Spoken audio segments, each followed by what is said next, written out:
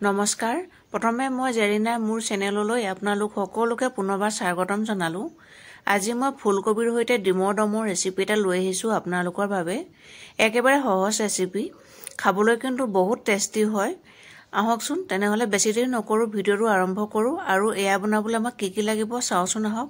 আৰু এটা কথা, যদি ভিডিঅটো ভাল লাগে তেনেহলে কিন্তু আপোনালোকে লাইক কমেন্ট আৰু শ্বেয়াৰ কৰি দিব দেই ভিডিঅটো। তেনেহলে আহক আজি ভিডিঅটো আৰম্ভ কৰো।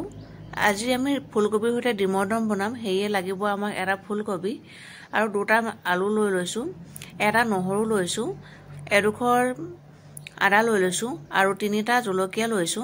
জলকীয়া আপোনালোকে নিজৰ হিচাপত লৈ ল'ব। আৰু তিনিটা মিডিয়াম সাইজৰ পিয়াজ লৈ লৈছো আৰু লৈ লৈছো দুটা বিলাহী আৰু দুখিলামান কেঁচা ধনিয়া লৈ লৈছো। এতিয়া মই ফুলকবি আৰু আলুখিনি ভালকৈ কাটি বইল কৰি লম। এয়া বইল কৰি ললো, মই পানীখিনি মই সেপাৰেট কৰি পেলাই দিছো আৰু মই এটা খৰাহিত এনেকৈ টুকি লৈছো। মই বজাৰৰ পৰা অনা ফুলকবিৰ বাবে হাড় দিয়া থাকে, সেই কাৰণে মই বইল কৰি পানীখিনি পেলাই দিছো। আৰু কণী তিনিটাও মই বইল কৰি এনেকৈ বাকলি বখলিয়াই লৈছো। কণী তিনিটা মই এনেকৈ কটাৰী এখনে এনেকৈ মাজতে অকমান অকমান আগ মাৰি দিছো, তেতিয়া নিমখ আৰু তেল সহজেই ফ্ৰাই কৰোঁতে সোমাই যাব। এতিয়া গেছৰ ওপৰত মই এখন কেৰাহী পাতি দিলো আৰু কেৰাহীখন গৰম হোৱাৰ পাছত মই 3 টেবুল চামুচ মান মিঠাতেল দি দিম। এতিয়া তেলখিনি গৰম হ'ব ধৰিছে, ইয়াতে মই এচুকুট মান নিমখ দি দিম আৰু এচুকুট মান হালধি দি দিম। এতিয়া মই কণী তিনিটা ফ্ৰাই কৰি ল'ম। কণী আপোনালোকে নিজৰ হিচাপত লৈ ল'ব। আমাৰ মানুহ কম কাৰণে মই এনেকৈ তিনিটা লৈ লৈছো। এনেকৈ কণীকেইটা তেলত ফ্ৰাই কৰি ল'লে বৰ ধুনীয়া কালাৰ এটা আহে আৰু খাবলৈ বহুত টেষ্টি লাগে। এয়া মোৰ কণী তিনিটা ধুনীয়াকৈ ফ্ৰাই কৰা হৈ গ'ল। এতিয়া মই এখন প্লেটত কণী তিনিটা নমাই ল'ম।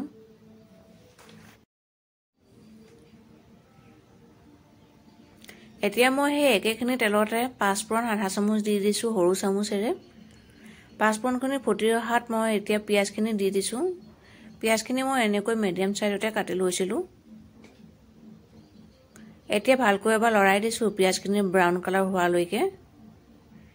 এতিয়া মই কাটি ৰখা জলকীয়া তিনিটা দি দিম।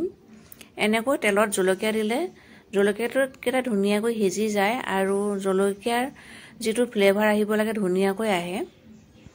আৰু এতিয়া এচামুচ মই জিৰা ধনিয়া পেষ্ট দি দিছো, মই এনেকৈ প্ৰেছ কৰি ৰাখিছিলো। এতিয়া মই আদা নহৰুখিনি দি দিছো। এতিয়া ভালকৈ এবাৰ লৰাই দিম। আদা নহৰু কেঁচা গোন্ধ যোৱালৈকে মই এনেকৈ অলপ দেৰি ফ্ৰাই কৰি ল'ম। আদা নহৰু কেঁচা গোন্ধ যাব ধৰিছে।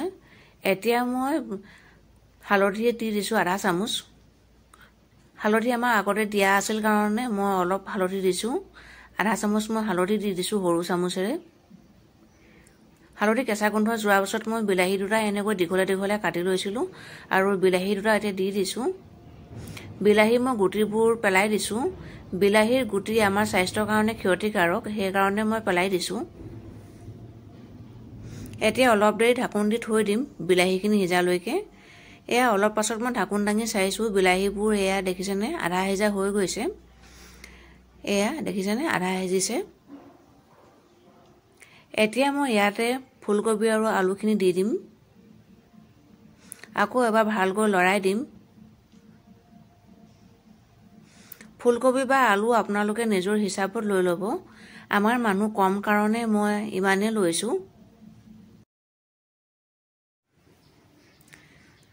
এতিয়া মই সোৱাদ অনুসৰি সৰু চামুচেৰে মই 1.5 চামুচ নিমখ দি দিম।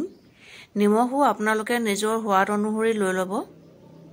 আকৌ এবাৰ ভালকৈ লৰাই দিছো যাতে নিমখখিনি সহজে গলি যায়। এতিয়া মই মিডিয়াম ফ্লেমত 10 মিনিট মানৰ কাৰণে ঢাকোন দি থৈ দিম। 10 মিনিট মানৰ পাছত মই আকৌ ঢাকোন দাঙি চাইছো। এতিয়া মই এচামুচ কাশ্মীৰী ৰেড চিলি দি দিছো। এতিয়া আকৌ এবাৰ ভালকৈ লৰাই দিছো আৰু মই ফুলকবিবোৰ ভাঙি দিছো। মই ফুলকবি গোটা হৈ থাকিলে খাই বেয়া পাওঁ, সেই কাৰণে ফুলকবিবোৰো লৰাই লৰাই ভাঙি দিছো। এতিয়া অলপ সময়ৰ কাৰণে ঢাকোন দি থৈ দিম। অলপ সময় পাছত মই ঢাকোন দাঙি চাইছোঁ। এয়া দেখিছেনে ফুলকবি আৰু বিলাহীখিনি লগতে আলু ধুনীয়াকৈ মিক্স হৈ গৈছে আৰু তেল এৰিব ধৰিছে। এতিয়া ইয়াতে মই আধা চামুচ গৰম মছলা দি দিছোঁ। আকৌ এবাৰ ভালকৈ লৰাই দিছোঁ। এতিয়া ইয়াতে মই কফি কাপেৰে 1.5 কাপমান গৰম পানী দি দিছোঁ। কফি কাপেৰে গৰম পানী 1.5 কাপমান দি দিলে আমাৰ 3জন মানুহৰ কাৰণে জোখৰ হৈ যায়। সেইকাৰণে মই 1.5 কাপে দি দিছোঁ। কফি কাপেৰে মই গৰম পানী দিছোঁ আৰু কণী 3টা লগতে দি দিছোঁ। এতিয়া উতলিবৰ কাৰণে অলপ দেৰি ৱেইট কৰিম। অলপ সময় পাছত এয়া দেখিছেনে গৰম পানী দিয়াৰ কাৰণে সোনকালে উতলি আহিছে। এতিয়া মই কাটি ৰখা ধনিয়াখিনি দি দিছোঁ। এনেকৈ কেঁচা ধনিয়া দি দিলে গোন্ধটো বহুত ভাল লাগে আৰু আঞ্জাখন খাবলৈও বহুত টেষ্টি হয়। এতিয়া 2 ছেকেণ্ডমানৰ কাৰণে ঢাকোন দি থৈ দিছোঁ ধনিয়াখিনি সিজিবৰ কাৰণে। এয়া দেখিছেনে 2 ছেকেণ্ডমানৰ পাছত ঢাকোন দাঙি চাইছোঁ। এয়া দেখিলেনে ধনিয়াখিনি ধুনীয়াকৈ আমাৰ সিজি গ'ল। আমাৰ আঞ্জাখিনি ৰেডি হৈ গৈছে। এতিয়া মই গেছৰ ফ্লেমটো অফ কৰি দিম আৰু এটা বাতিলৈ নমাই ল'ম। গৰমে গৰমে পৰিৱেশন কৰিম। ভিডিঅ'টো যদি আপোনালোকে চাই ভাল পালে তেনেহ'লে লাইক কৰিব, কমেণ্ট কৰিব আৰু বন্ধুবৰ্গৰ লগত শ্বেয়াৰ কৰি দিব। আৰু মোৰ চেনেলত যদি আপোনালোক নতুন ভিউৱাৰ্ছ হয় তেনেহ'লে মোৰ চেনেলটো ছাবস্ক্ৰাইব কৰি দিব নিশ্চয়। আৰু ছাবস্ক্ৰাইব কৰি কাষতে থকা বেল আইকনটো প্ৰেছ কৰি দিব। তেতিয়াহে মোৰ আহিবলগীয়া প্ৰত্যেকটো ভিডিঅ'ৰ নটিফিকেশ্যনবিলাক আপোনালোকে আগতীয়াকৈ পাই থাকিব। তেনেহ'লে আজিলৈ আহিছোঁ। Bye bye.